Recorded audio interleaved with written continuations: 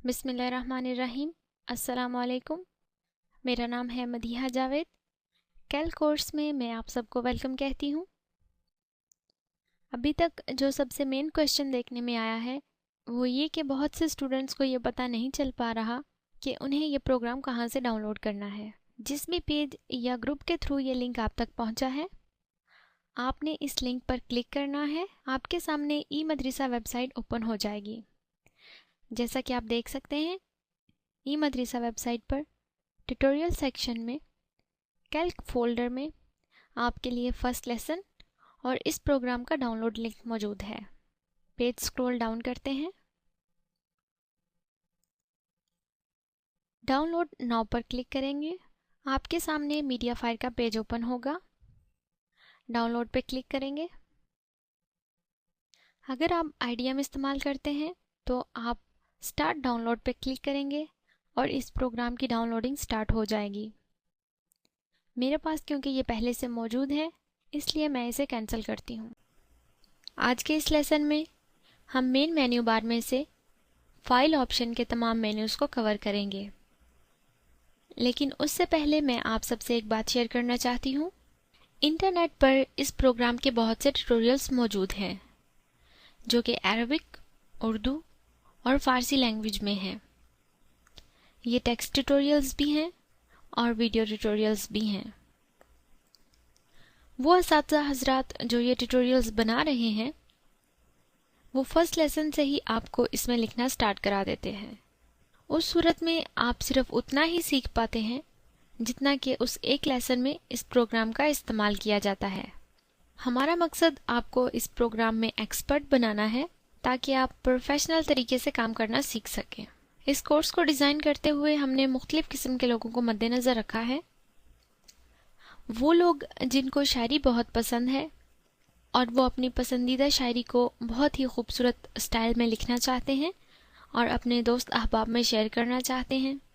इसके अलावा वो लोग जो कुरानिक ख़ताती बहुत पसंद करते हैं और ख़ुद भी वैसी ख़ताती करना चाहते हैं। लेकिन ये प्रोग्राम उन लोगों की इस ख्वाहिश को काफ़ी हद तक पूरा करने में बहुत मदद देता है। और आगे चलकर प्रिंट मीडिया की किसी फील्ड को ज्वाइन करते हैं, उस सूरत में भी ये कोर्स आपकी बहुत मदद करेगा। और अगर आप टीचिंग लेवल पर हैं, किसी एकेडमी या किसी इंस्टीट्यूट में इस तरह के प्रोग्राम सिखाते हैं, आई एम श्योर ये प्रोग्राम आपके उस टैलेंट को मज़ीद पॉलिश करेगा। इस प्रोग्राम में आप अपने नाम के स्टैम्प्स बना सकते हैं, आप लोगोस डिज़ाइन कर सकते हैं। इसके अलावा आप साइन बोर्ड्स का खताबा भी इसमें रेडी कर सकते हैं। बेसिक लेवल पर हमारा मेन फोकस आपको इस प्रोग्राम के तमाम ऑप्शंस, मेन्यूज़ और टूल्स के बारे में बताना और उनका इस्तेमाल सिखाना है। और एडवांस लेवल में हम इसमें टेक्स्ट लिखना स्टार्ट करेंगे। फाइल मेन्यू में सबसे पहले हमारे पास न्यू का ऑप्शन है। जब हम फोटोशॉप ओपन करते हैं तो सबसे पहले हमें उसमें एक न्यू डॉक्यूमेंट लेना पड़ता है और उसके बाद हम अपना काम स्टार्ट करते हैं। इसी तरह जब हम आफ्टर इफेक्ट इस्तेमाल करते हैं तो उसमें भी सबसे पहले हमें एक न्यू कंपोजिशन लेनी पड़ती है और उसके बाद हमारा काम स्टार्ट होता है। कैल्क प्रोग्राम जब हम ओपन करते हैं तो इसमें new artwork page by default open हो जाता है। इस स्टेप में अगर मैं न्यू पे क्लिक करती हूँ तो आपको इस पेज में कोई भी तब्दीली नज़र नहीं आएगी। लेकिन अगर मैं अपने इस पेज में एक सिंगल स्टेप की भी एडिटिंग करती हूँ, जैसे मैं यहाँ पर अपनी बेस लाइन को सिलेक्ट करती हूँ और सिर्फ यहाँ से फ़ॉन्ट स्टाइल चेंज करती हूँ। अब अगर मैं न्यू के ऑप्शन पे क्लिक करती हूँ तो मेरे सामने सेव करंट आर्टवर्क का डायलॉग बॉक्स अपेयर हुआ है। यानी मैं अपने इस आर्टवर्क को सेव करना चाहती हूँ या नहीं, या फिर इसे कैंसिल करके इसी पेज पर मज़ीद काम करना चाहती हूँ। इस ऑप्शन का मेन मकसद यही है कि आप अपने प्रोग्राम को मुकम्मल तौर पर बंद किए बगैर एक न्यू आर्टवर्क स्टार्ट कर सकते हैं। मैं इसे कैंसिल करती हूँ। इसके बाद हमारे पास फाइल मेन्यू में ओपन का ऑप्शन है जिसकी हॉट की Ctrl+O है। ओपन ऑप्शन पे क्लिक करते हैं। हमारे सामने ओपन विंडो अपेयर हुई है। इस ऑप्शन का इस्तेमाल हम दो सूरतों में करते हैं। तो हमने अपनी फ़ाइल को अपने कंप्यूटर में जिस भी जगह में सेव किया है, हम उस लोकेशन पे जाएंगे, अपनी फ़ाइल को सिलेक्ट करेंगे और ओपन पर क्लिक कर देंगे। दूसरा ये कि कैल्क प्रोग्राम में बहुत ही ज़्यादा तादाद में आपके पास कैल्क प्रोजेक्ट फाइल्स मौजूद हैं। मुख्तलिफ खतूत में बहुत ही खूबसूरत अंदाज में बहुत सा आर्ट वर्क इसमें मौजूद है, जिसे आप ओपन करके देख सकते हैं और अपने प्रोजेक्ट में इस्तेमाल कर सकते हैं। मैं यहाँ ख़त मोहल्ला में से फर्स्ट डॉक्यूमेंट को सिलेक्ट करती हूँ और ओपन पे क्लिक करती हूँ। मेरे सामने अल्लाह अकबर लिखा गया एक बहुत ही खूबसूरत आर्ट वर्क आ गया है। इसे मैं यहाँ से एक्सपोर्ट कर सकती हूँ और उसके बाद इसे मैं चाहूँ तो एडोबी आफ्टर इफेक्ट, इलस्ट्रेटर या किसी भी एडिटिंग प्रोग्राम में इंपोर्ट करके इस पर मज़ीद काम कर सकती हूँ। उसके बाद हमारे पास सेव और सेव एज का ऑप्शन है। सेव के ऑप्शन को समझने से पहले बेहतर है कि मैं आपको सेव एज का इस्तेमाल बता दूं। जब भी आप कैल्क प्रोग्राम ओपन करें तो ये ज़रूरी है कि आप अपने उस आर्ट वर्क पेज को सेव कर लें और उसके बाद जितना काम आप कर लें हर थोड़ी देर के बाद उसको सेव पे क्लिक करते रहें। उससे ये फ़ायदा होगा कि अगर आपका प्रोग्राम एरर आता है या एक्सीडेंटली आपका प्रोग्राम बंद हो जाता है या आपका सिस्टम रीस्टार्ट और शट डाउन हो जाता है तो आपकी की गई तमाम मेहनत ज़ाया नहीं होगी। उसके बाद हमारे पास सेव इमेज का ऑप्शन है। इस ऑप्शन की मदद से हम अपने आर्ट वर्क का इमेज ले सकते हैं। इस वक्त आपको स्क्रीन पर माउस पॉइंटर एरो शेप में नज़र आ रहा है, लेकिन जैसे ही मैं सेव इमेज पे क्लिक करती हूँ तो आप देखेंगे कि मेरे सामने माउस पॉइंटर की शेप चेंज हो चुकी है और प्लस का साइन शो हो रहा है। अब मैं अपने इस पेज में से जितने भी हिस्से का इमेज लेना चाहती हूँ मैं माउस को ड्रैग करते हुए उससे सिलेक्ट कर लूंगी और जैसे ही मैं माउस बटन रिलीज करूंगी मेरे सामने सेव एज की विंडो अपेयर हो जाएगी। सेव एज टाइप में मेरे पास इमेज है। यहाँ मैं कोई भी फाइल नेम दे देती हूँ और इसे मैं डेस्कटॉप पर ही सेव कर लेती हूँ। सेव पर क्लिक करते ही मेरे सामने सेव इमेज की तमाम तरह इन्फॉर्मेशन है, जिसमें विड्थ है, हाइट है, रेजोल्यूशन पर पिक्सल और इंचेस है, कलर बिट है हमारे पास। उसके बाद हमारे पास इमेज फॉर्मेट है, किस जगह पर हमारी ये फाइल सेव हुई है, हमें अपने इस इमेज को फ्लिप करना है चाहे हॉरिजॉन्टली चाहे वर्टिकली। अब मैं ओके पे क्लिक करती हूँ और हमारा ये इमेज सेव हो चुका है। अब हम अपने इस सेव किए गए इमेज को देख लेते हैं। अपने प्रोग्राम को मैं मिनिमाइज करती हूँ और डेस्कटॉप पर मेरे पास इमेज आ चुका है। फाइल ओपन करते हैं और ये हमारे सामने हमारा इमेज जेपीईजी फॉर्मेट में मौजूद है।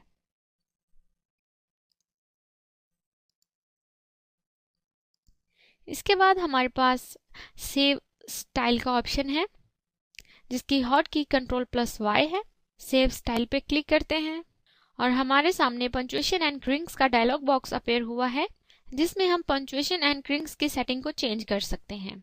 पंक्चुएशन रमूज़े औकाफ कहलाती है, जिसमें हम अपने जुमले को किस जगह पर ख़त्म करना है, सवालिया निशान कहाँ ऐड करना है, कॉमा कहाँ ऐड करना है, हम इस सेटिंग को सिलेक्ट करते हैं। और क्रिंग से हम अपने दो अल्फाज या हरूफ के दरमियान फासले को सिलेक्ट करते हैं। एडवांस लेवल में जब हम पैराग्राफ लिखना स्टार्ट करेंगे तो आप इन तमाम ऑप्शन को मज़ीद बेहतर तरीके से समझ सकेंगे। फिलहाल मैं इसे यहाँ से कैंसिल करती हूँ। उसके बाद हमारे पास सेव पेज स्टाइल का ऑप्शन है। इस ऑप्शन को मज़ीद समझाने से पहले मैं आपके सामने थोड़ा इसका प्रैक्टिकल करके दिखा देती हूँ। अपने इस इमेज में मैं कुछ ग्रिड्स लाइन ऐड करती हूँ।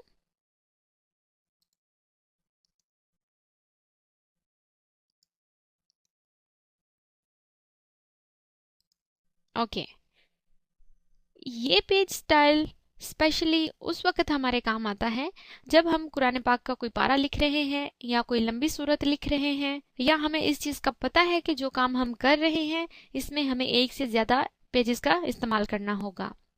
उस सूरत में आप एक ही बार अपने पेज की तमाम सेटिंग मुकम्मल कर लें और अपने पेज को सेव स्टाइल कर लें।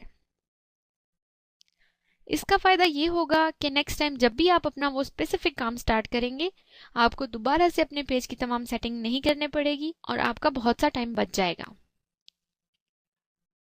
फाइल मेन्यू में सेव पेज स्टाइल पे जाते हैं और यहाँ पर मैं फाइल का नाम दे देती हूँ, फर्स्ट पारा, और मैं इसको सेव कर देती हूँ। आप किस तरह से अपने इस पेज स्टाइल को ओपन कर सकते हैं उसका तरीका भी मैं आपको बता देती हूँ। यहाँ पर मैंने अपने प्रोग्राम को रिफ्रेश किया है और अब हम अपना सेव किया गया पेज स्टाइल ओपन करेंगे। फाइल मेन्यू में जाएंगे, ओपन पे क्लिक करेंगे। हमारे सामने ओपन विंडो अपेयर हुई है। कैल्क 2010 पे क्लिक करेंगे। हमारे सामने यहाँ पर कमांड चेंज हुई है। एक बार फिर कैल्क 2010 पर ही क्लिक करेंगे और हमारे सामने यहाँ पर स्टाइल्स का एक फोल्डर है। मैं इस फोल्डर को ओपन करती हूँ। उसमें मेरे पास पेज नाम से एक और फोल्डर है, इसे ओपन करती हूँ और यहाँ पर मेरे पास 1 पारा, जो कि हमने अभी कुछ देर पहले पेज स्टाइल सेव किया है, वो मौजूद है। सिलेक्ट करते हैं और ओपन करेंगे और जो पेज स्टाइल हमने सेव किया था अगेन हमारे सामने वही आ चुका है। उसके बाद हमारे पास फाइल मेन्यू में एक्सपोर्ट का ऑप्शन है, जिसमें पोस्ट स्क्रिप्ट, एडोबी इलस्ट्रेटर और पीडीएफ फॉर्मेट्स हैं। अगर आप इन पेज इस्तेमाल कर चुके हैं तो आपको इस चीज़ का ऑलरेडी पता होगा कि इन पेज से हम इनकैप्सुलेटेड पोस्ट स्क्रिप्ट फॉर्मेट में अपनी फाइल को एक्सपोर्ट करते हैं, ताकि उसे हम जब दूसरे एडिटिंग प्रोग्राम्स में इस्तेमाल करें तो वो ट्रांसपेरेंट बैकग्राउंड में हो। इसमें भी जब हम अपने इस आर्टवर्क को पोस्ट स्क्रिप्ट फॉर्मेट में जब हम अपनी फाइल को एक्सपोर्ट करेंगे तो ये हमारे पास ट्रांसपेरेंट बैकग्राउंड में होगी।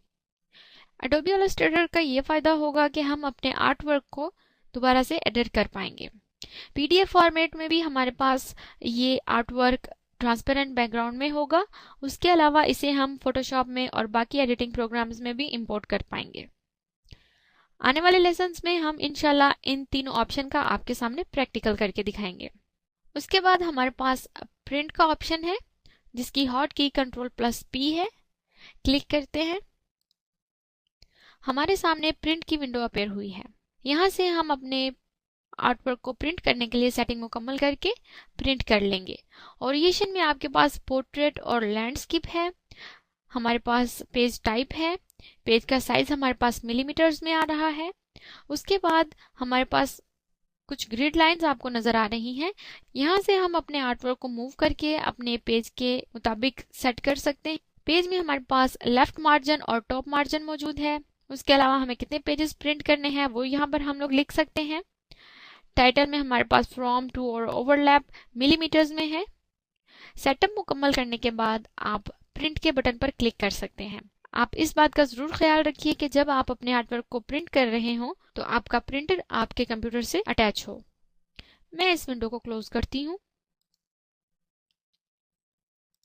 उसके बाद हमारे पास डिफॉल्ट्स का ऑप्शन है। इस ऑप्शन को एक्सप्लेन करने के लिए मैं अपने प्रोग्राम को एक दफ़ा रिफ्रेश कर लेती हूँ। अब हम डिफॉल्ट्स पर क्लिक करते हैं। डिफॉल्ट्स पर क्लिक करते ही हमारे पास डिफॉल्ट्स डायलॉग बॉक्स अपेयर हुआ है। इस डायलॉग बॉक्स में आपके पास आपके इस कैल्क 2010 प्रोग्राम की तमाम बाय डिफॉल्ट सेटिंग मौजूद है। जर्नल में हमारे पास बैकग्राउंड कलर है। यहाँ से हम अपने इस प्रोग्राम का बैकग्राउंड कलर चेंज कर सकते हैं। क्लिक करने पर हमारे सामने कलर बॉक्स आया है। यहाँ से हम कोई भी कलर सिलेक्ट कर सकते हैं। मैं यहाँ से ग्रे कलर लेती हूँ और इसको ओके कर लेती हूँ। इस हिस्से में आप अपने पेज पर कोई भी इमेज ऐड कर सकते हैं।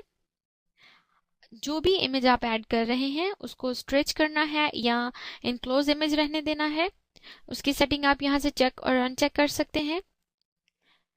फाइल के ऑप्शन में हमारे पास ये प्रोग्राम किस डायरेक्टरी में काम कर रहा है, यहाँ पर उसकी कमांड मौजूद है। आप इसे ऑटो ओपन कहाँ पर करना चाहते हैं, यहाँ पर आप उसकी सेटिंग मुकम्मल कर सकते हैं। ओंडो और रेडो विंडोज़ के बहुत से प्रोग्राम्स में आपने पहले भी इस्तेमाल किया होगा।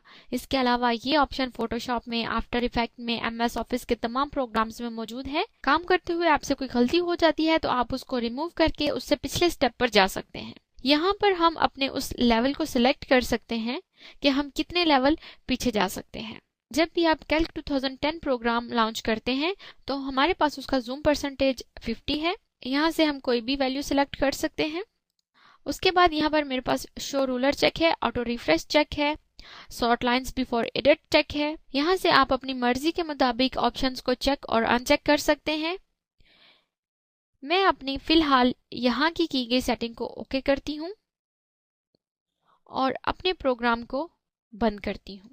इस प्रोग्राम को बंद इसलिए किया है क्योंकि जब डिफॉल्ट्स में हम अपनी सेटिंग चेंज करते हैं तो उस न्यू सेटिंग को अपने सामने लाने के लिए हमें अपने प्रोग्राम को एक दफ़ा बंद करना पड़ता है। दोबारा से अपने प्रोग्राम को ओपन करते हैं। ये मैं आपको पहले भी बता चुकी हूँ कि जितनी बार भी आप कैल्क 2010 प्रोग्राम ओपन करेंगे हमेशा आप रन एज एडमिनिस्ट्रेटर ही करेंगे। आपका कंप्यूटर सिस्टम इसे ओपन करने की परमिशन मांगेगा। मैं इसे यस पे क्लिक करूंगी और हमारे सामने हमारा प्रोग्राम लॉन्च हो जाएगा न्यू सेटिंग के साथ। इसमें आप देखेंगे कि मेरे पास बैकग्राउंड कलर चेंज हो चुका है, जो कि पहले वाइट था और अब ग्रे में आ चुका है। इसके बाद हमारे पास फारसी और अरबिक का ऑप्शन है। यहाँ पर टाइपिंग मेथड में हमारे पास ओएस इंडिपेंडेंट यानी ऑपरेटिंग सिस्टम इंडिपेंडेंट है, या फिर हमारे पास ऑपरेटिंग सिस्टम है। इंटरफेस लैंग्वेज में हमारे पास लिटन यानी इंग्लिश, फारसी और अरबिक का ऑप्शन है। ये सेटिंग आप अपने प्रोग्राम को इंस्टॉल करते हुए भी कर सकते हैं। उसके अलावा डिफॉल्ट्स में भी आप इस सेटिंग को चेंज करके अपनी इंटरफेस लैंग्वेज को चेंज कर सकते हैं।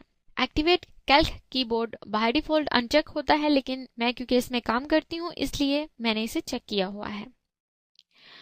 ओएस इंडिपेंडेंट और ऑपरेटिंग सिस्टम में क्या फ़र्क है वो मैं आपको बता देती हूँ। यहाँ से मैं इस डायलॉग बॉक्स को कैंसिल करती हूँ और अपनी बेसलाइन को सिलेक्ट करती हूँ।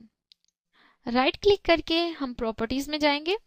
यहाँ पर आप देखेंगे मेरे पास एब्सोल्यूट फारसी सिलेक्ट है, लेकिन अगर मैं उर्दू लिखना चाहती हूँ तो मैं इसमें ऑपरेटिंग सिस्टम पर क्लिक करूंगी और उसके बाद इसमें उर्दू लिखूंगी। लेकिन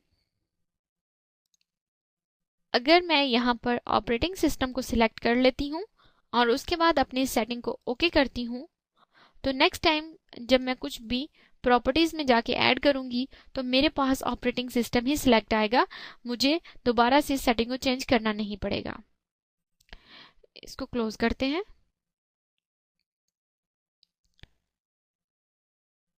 उसके बाद हमारे पास कैलीग्राफी का ऑप्शन है।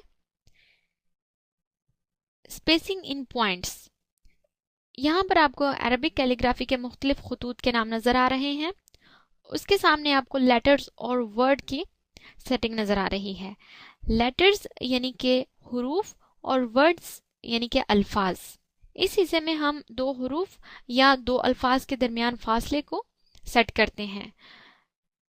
यहाँ पर अगर मैं लेटर्स के दरमियान 3 रखती हूँ और वर्ड्स में मैं यहाँ पर 15 रख लेती हूँ और मैं इसे ओके करती हूँ। यहाँ पर बेसलाइन सिलेक्ट करते हैं और इसमें टेक्स्ट ऐड करते हैं।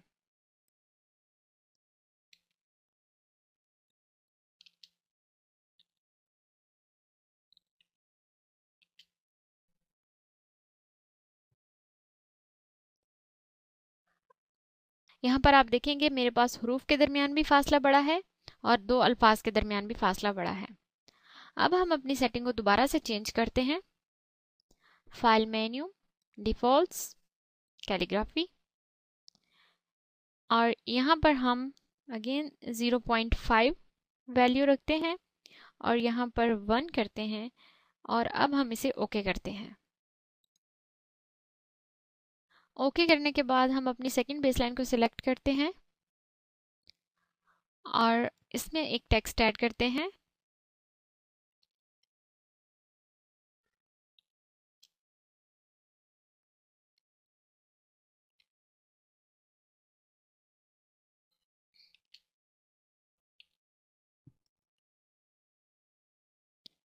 इसे हम क्लोज करते हैं।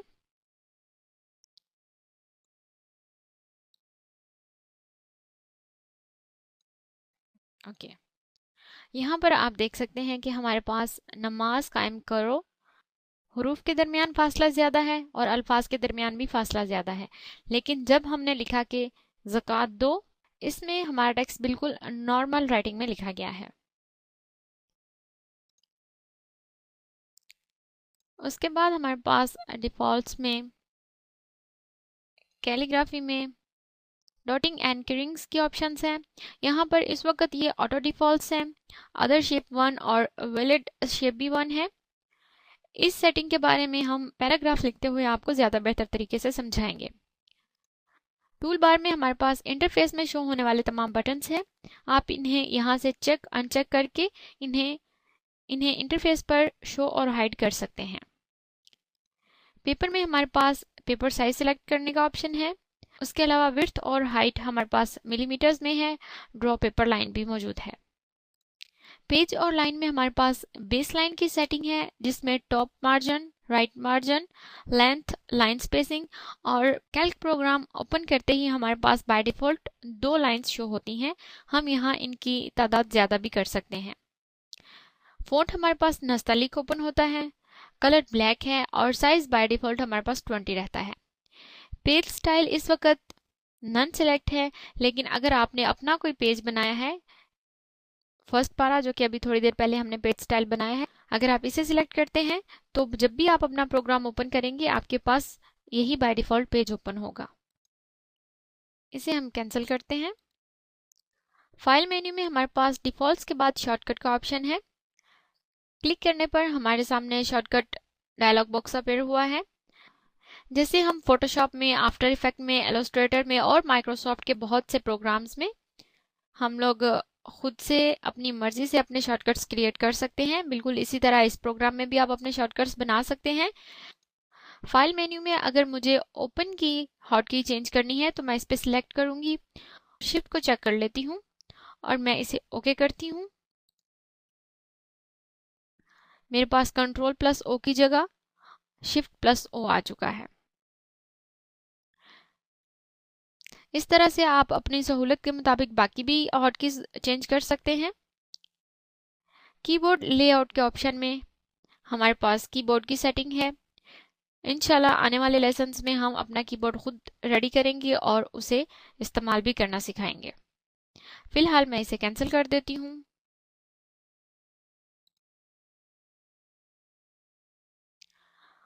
और फाइल मेन्यू में लास्ट में हमारे पास एग्जिट का ऑप्शन है। जब भी आप अपने कैल्क प्रोग्राम को बंद करेंगे आपके पास एक वार्निंग नोटिफिकेशन आएगा, बिल्कुल जिस तरह अभी मैं एग्जिट पे क्लिक करती हूँ और मेरे सामने सेव करंट आर्टवर्क का ऑप्शन आया है। मैं इसे नो पे क्लिक करूंगी और ये प्रोग्राम अपने आप बंद हो जाएगा। इस कोर्स से रिलेटेड आपको तमाम अपडेट्स यूट्यूब ई मदरसा पर मिल सकती हैं। करना आपको ये है कि आप यूट्यूब पर ई मदरसा के चैनल को सब्सक्राइब करें।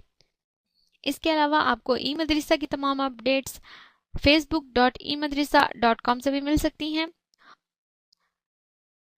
उम्मीद करती हूँ आज की दी गई मालूमात से आपके लिए में इजाफा हुआ है। अल्लाह हाफिज़।